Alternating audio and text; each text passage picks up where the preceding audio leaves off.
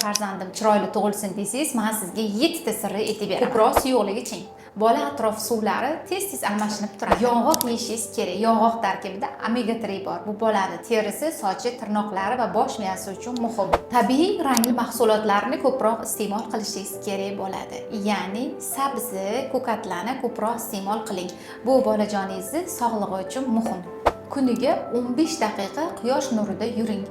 Ya'ni bu bolamiz uchun vitamin D yetishmovchiligini oldini oladi va bolamizning suyak sistemasi chiroyli shakllanishda muhim ahamiyatga ega. Ko'proq Qur'on tinglang.